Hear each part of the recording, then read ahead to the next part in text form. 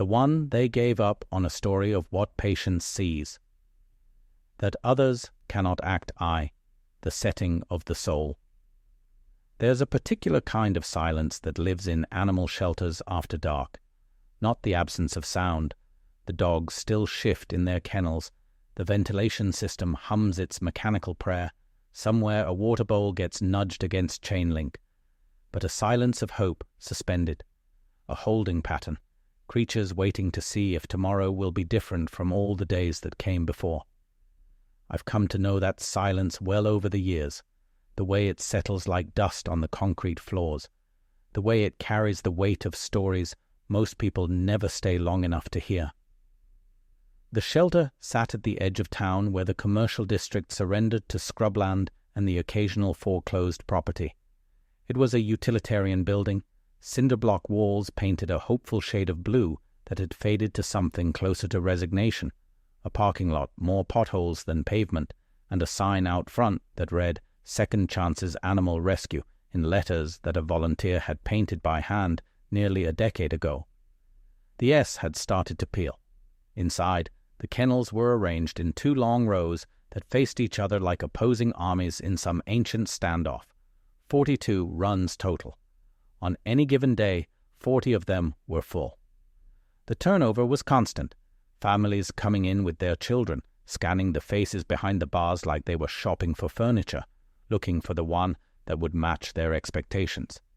The friendly one, the photogenic one, the one that would sit on command and look cute in Christmas cards. But in the corner of row B, at the very end where the overhead light had burned out 3 weeks ago and nobody had gotten around to replacing it, there was a kennel that most visitors walked right past. If they noticed it at all, they quickened their pace. Children tugged at their parents' hands, and parents steered them away with the kind of gentle redirection that comes from deep discomfort. Kennel B12. That's where they kept the one they'd given up on. His name on the paperwork was Duke, though by the time I became part of this story, I'd come to learn he had carried many names. None of them had stuck. Names are a kind of promise, after all, a declaration that someone sees you, knows you, claims you.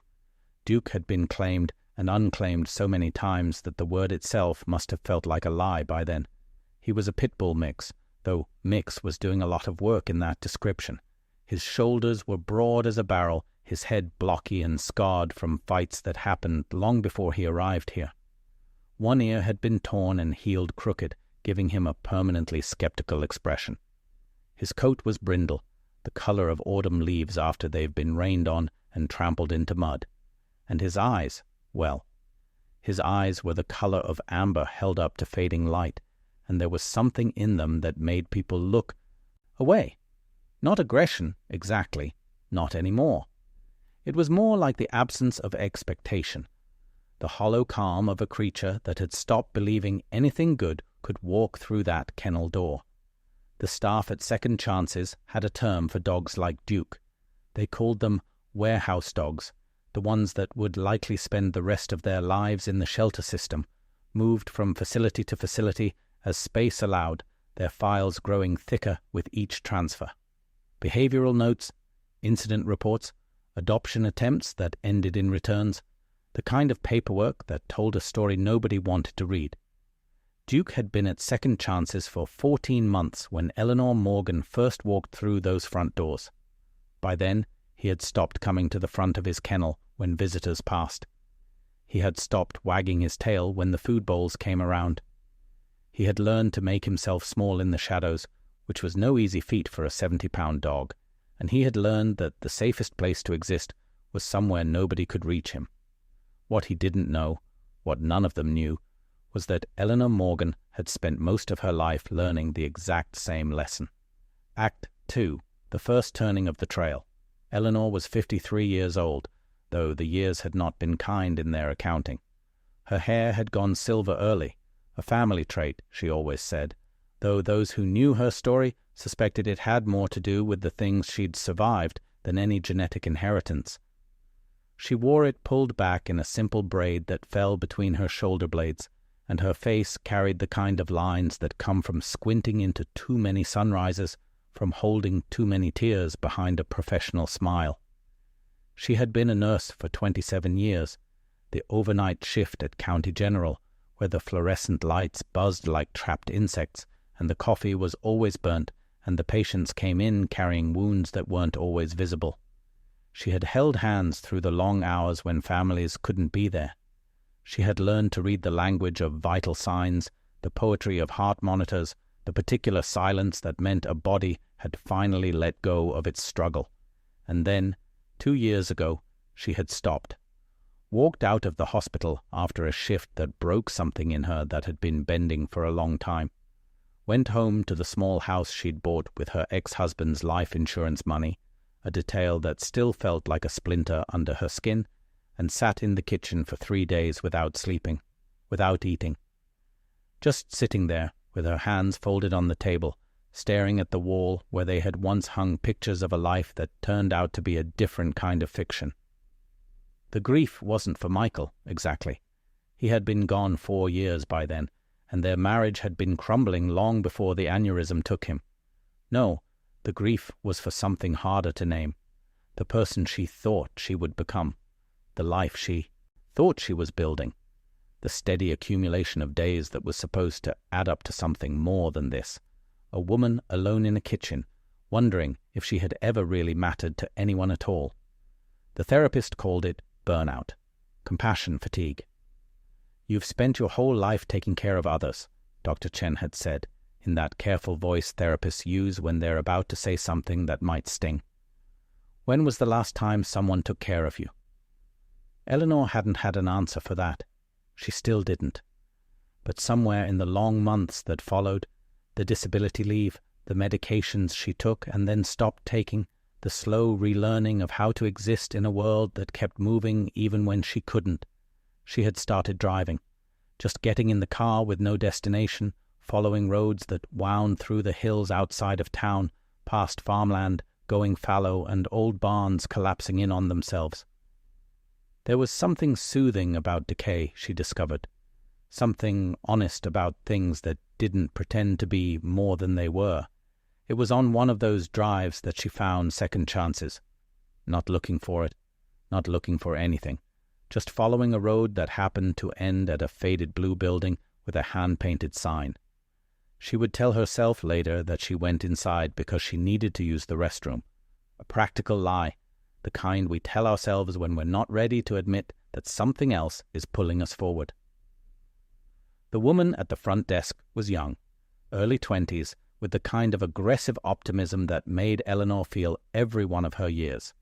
Her name tag said Becca, and her smile said she still believed the world could be fixed if everyone just tried hard enough.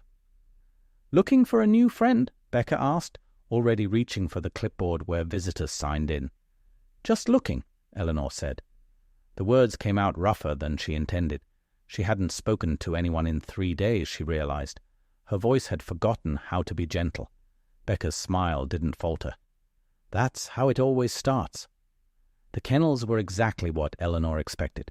The noise, the smell, that particular combination of industrial cleaner and animal musk that settles into your clothes and doesn't leave. The faces behind the chain link, each one a story interrupted. She walked slowly, not making eye contact, not ready for the weight of being seen. But at the end of row B, where the light had burned out, she stopped. Duke was pressed against the back corner of his kennel, as far from the door as he could get. He wasn't looking at her.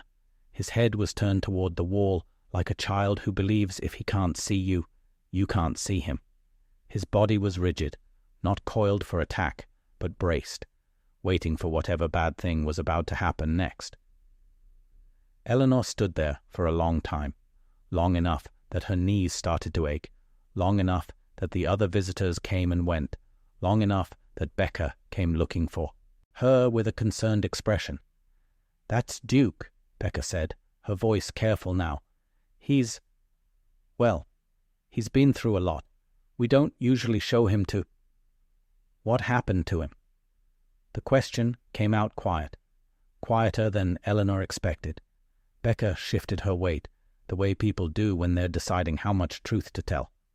"We don't know all of it. He was picked up as a stray about 3 years ago, already full of scars. Probably used for fighting at some point, but we can't prove it. He's been adopted twice since then. Returned both times." She paused. The second family said he was defective. That was the word they used. Eleanor didn't say anything. She was looking at the way Duke's ribs moved with each breath, the way his torn ear twitched at sounds she couldn't hear, the way he seemed to be holding himself together through sheer force of will. "He doesn't bite," Becca continued. "That's the thing. He's never been aggressive with people. He's just shut down. Won't eat in front of anyone, won't play, won't make eye contact. The behaviorist said he's got severe trauma response, like he's decided the safest thing to do is just not exist." "Defective," Eleanor repeated. The word tasted like ash in her mouth. "I'm sorry," Becca said. "I know it's hard to see. We've got some great dogs in row A if you want—" "I want to meet him." Becca blinked. "I'm sorry." "Duke, I want to meet him." Even now, Eleanor can't fully explain what made her say those words. Maybe it was the way he refused to look at her. She understood that refusal down to her bones. Maybe it was the scar on his ear, the evidence of survival written on his body. Maybe it was just the way he breathed, each inhale a small act of defiance against a world that had given him every reason to stop. Or maybe it was something simpler. Maybe it was just one broken thing recognizing another. Act 3. The Hard Miles. The first meeting didn't go well. That's the part of these stories people usually skip over, the messy truth of what it takes to earn trust that's been shattered. They want the transformation montage, the breakthrough moment, the tearful reunion. What they don't want is the 6 weeks of sitting on a concrete floor, getting absolutely nothing in return. But that's what Eleanor did. Every day for 42 days, she drove to second chances after the morning rush, when the shelter was quiet and the staff was busy with cleaning routines. She signed in, walked past the hopeful faces in row A, and sat down outside Duke's kennel with her back against the opposite wall. She didn't try to coax him, didn't reach through the chain link or make those kissy noises people use when they're trying to summon a dog like a genie from a bottle. She just sat there. Some days she read aloud from whatever book she'd brought, mysteries mostly, because the plots gave her something to focus on besides the weight of silence. Some days she talked about her patients, the ones who had stayed with her, their stories becoming a kind of offering. She laid at the feet of this creature who wouldn't look at her. "There was a man named Harold," she said one afternoon, her voice low enough that only Duke could hear. 93 years old. He came in with pneumonia that everyone knew was going to take him. But he lasted 6 weeks, kept holding on, and nobody could figure out why. Turns out he was waiting for his son to visit. The son who hadn't spoken to him in 20 years. The son who finally came on a Thursday afternoon, stood by that bed for 10 minutes without saying a word, and then walked out. Harold died that night. She paused, watching Duke's ear twitch.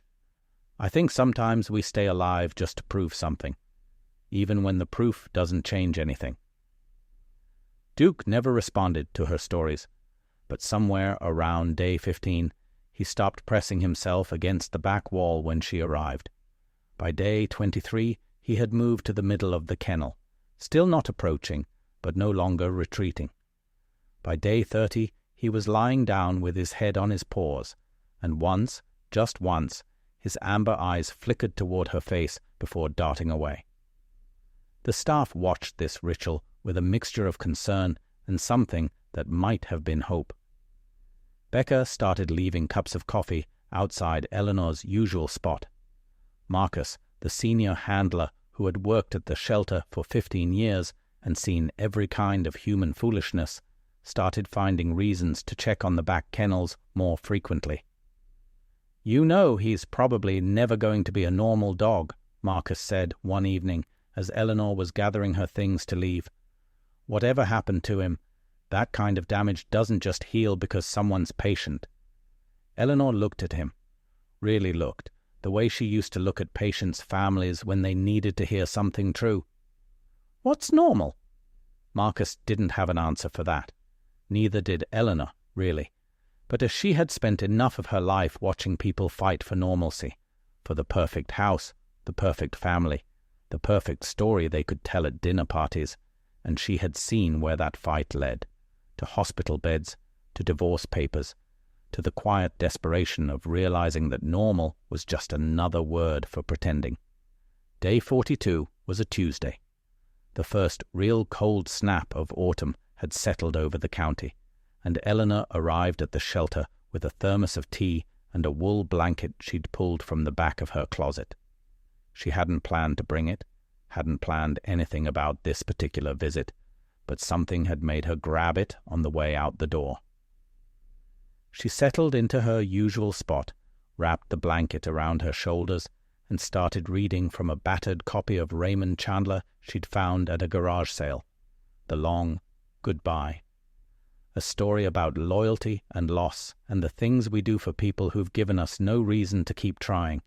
She was 3 chapters in when she felt it.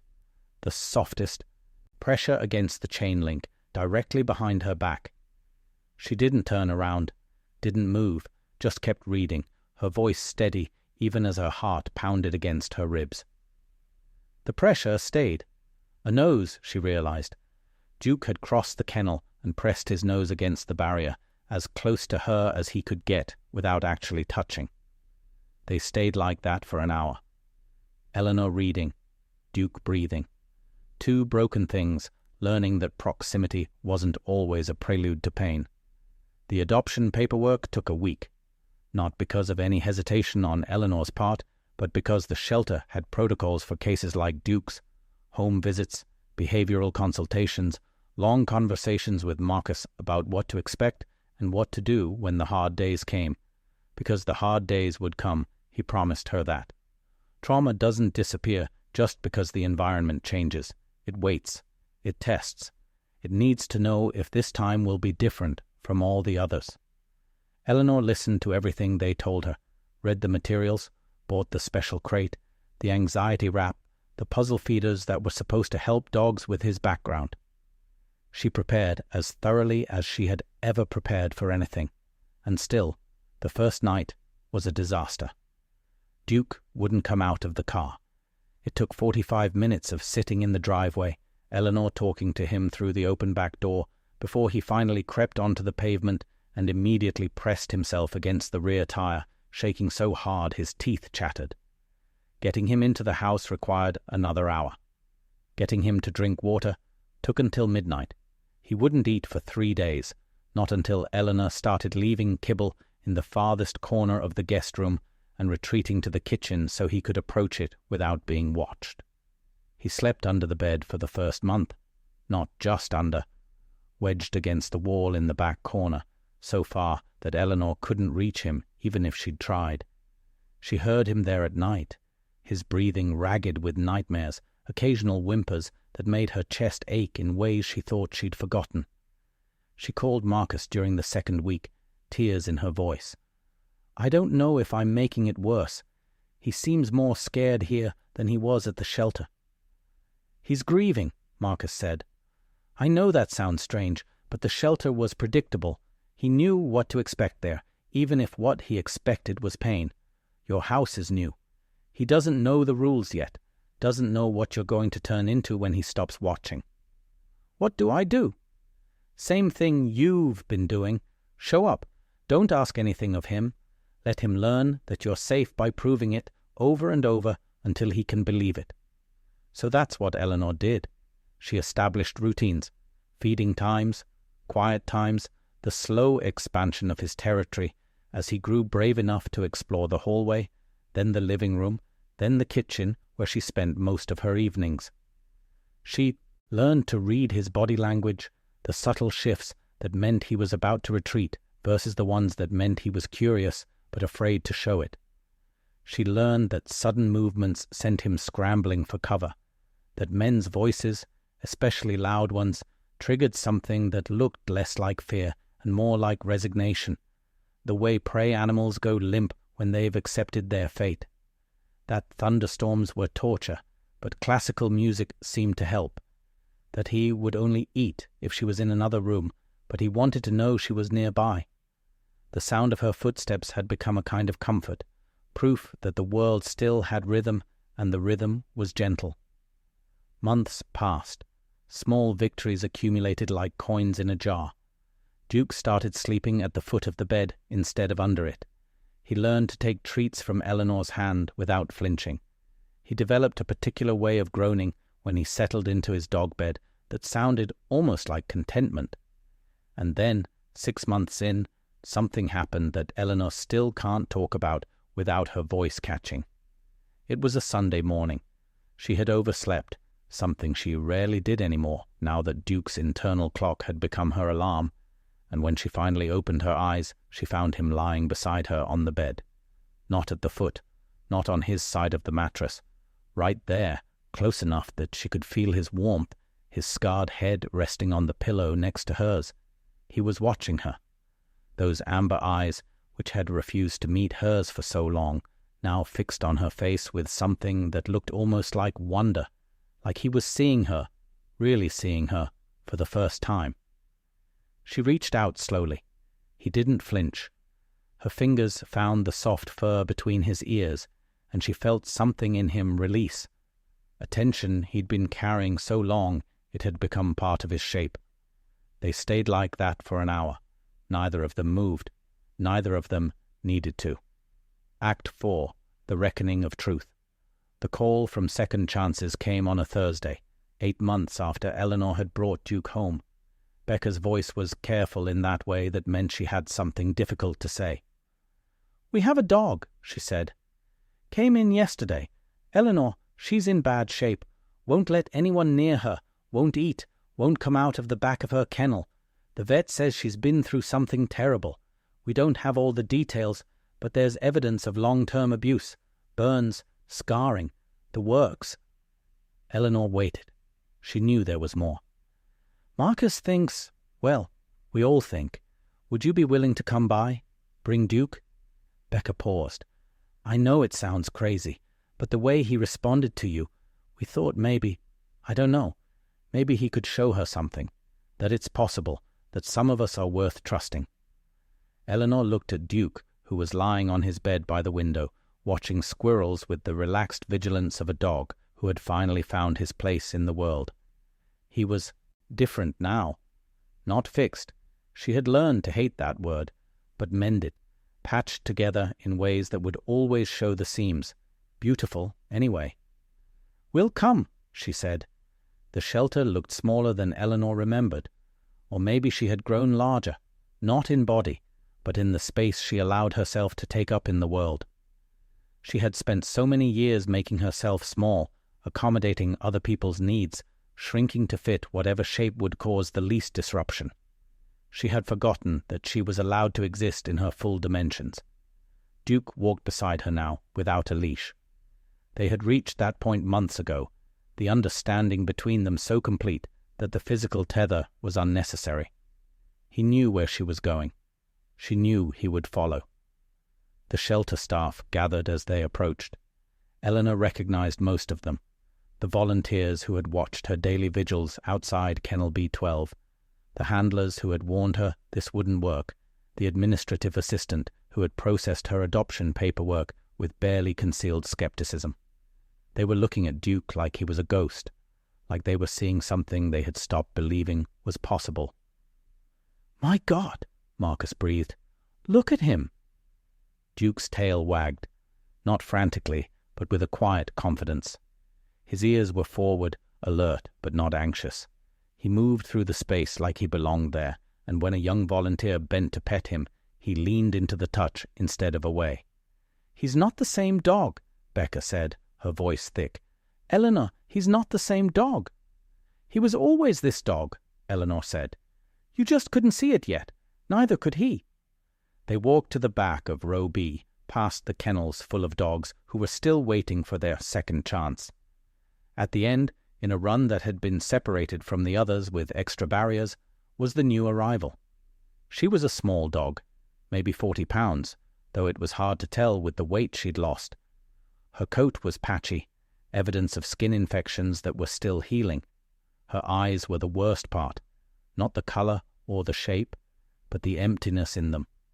the same hollow look Duke had worn when Eleanor first saw him, amplified by whatever fresh horrors this creature had survived. The staff had named her Hope, the cruelty of optimistic names for animals who had never been given reason to feel them. Duke approached the kennel slowly. Eleanor didn't guide him, didn't need to. He seemed to understand why they were there, what was being asked of him.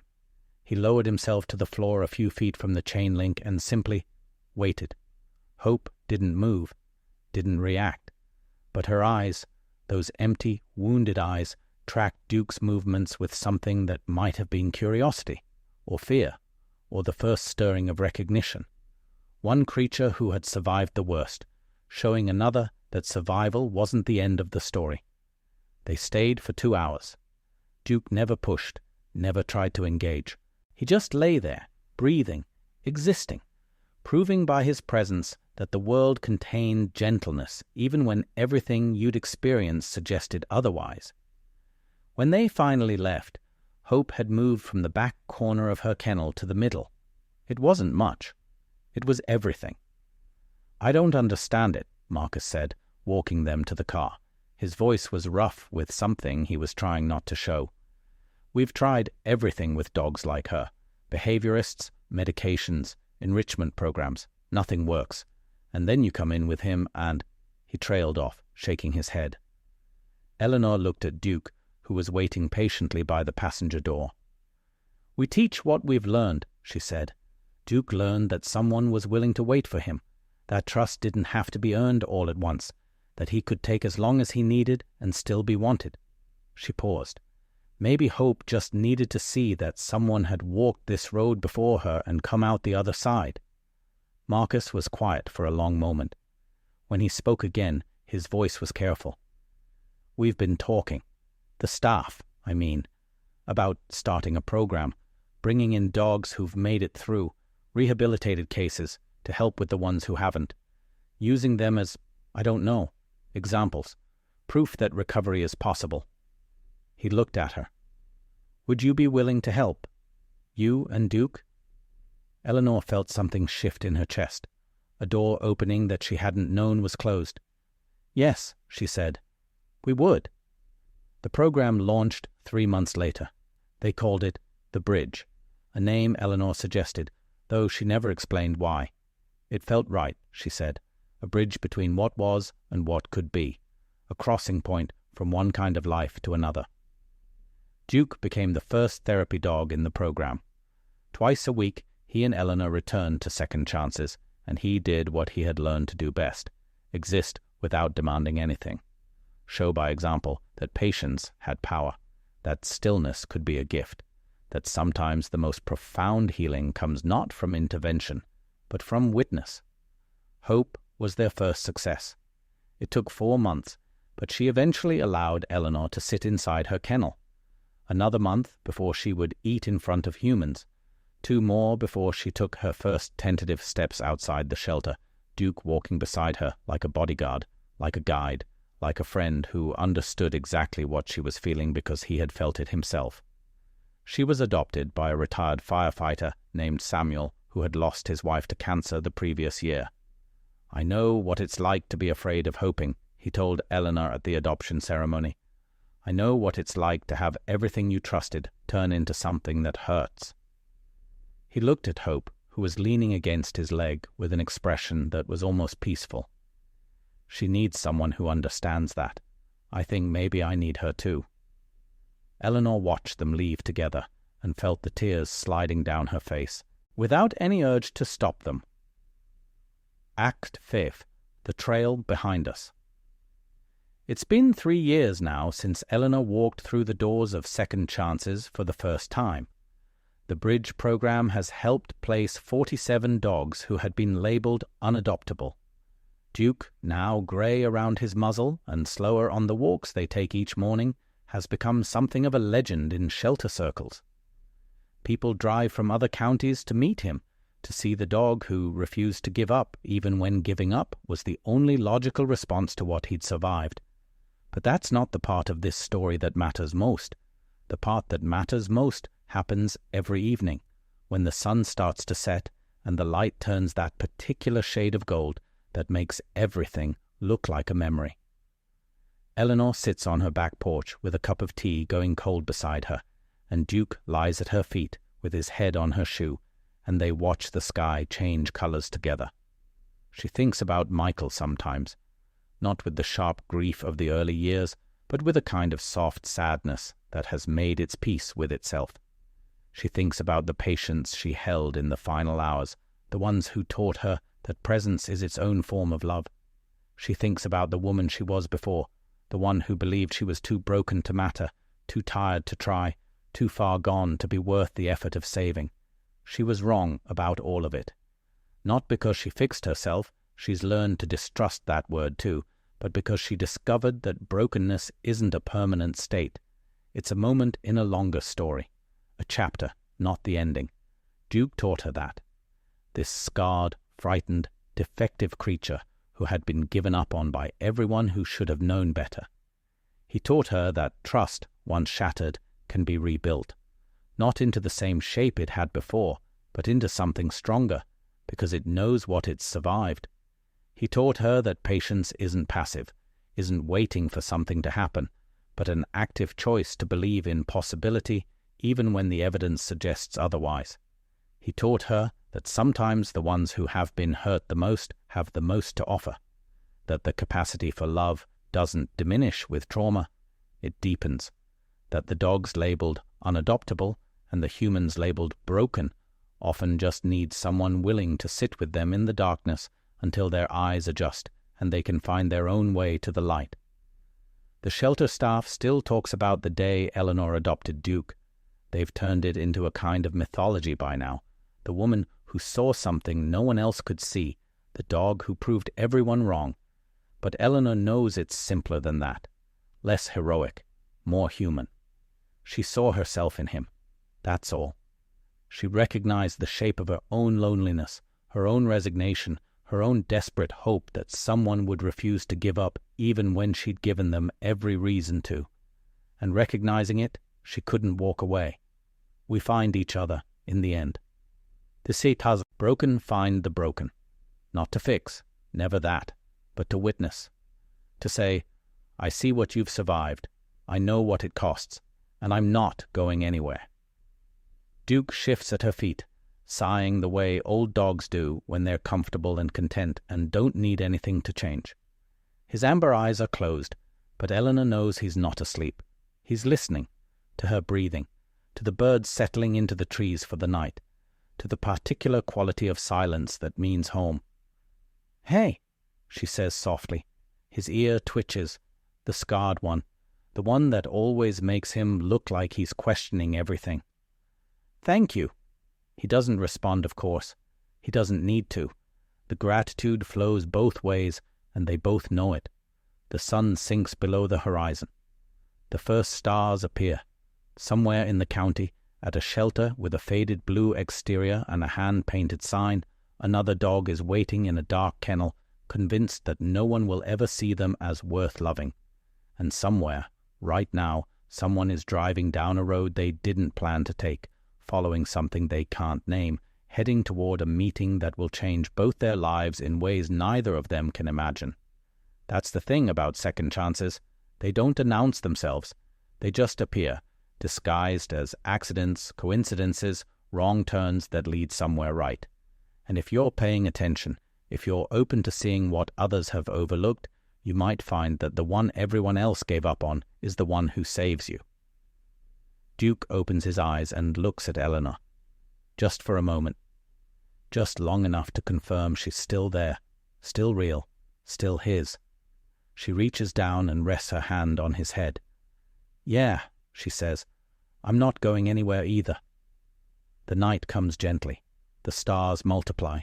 Two creatures who found each other at the end of a dark hallway settle into the peace they've earned together. Some roads don't lead anywhere obvious. They just teach you something on the way. And sometimes the lesson is simple enough to break your heart. Everyone deserves someone who refuses to give up. Everyone.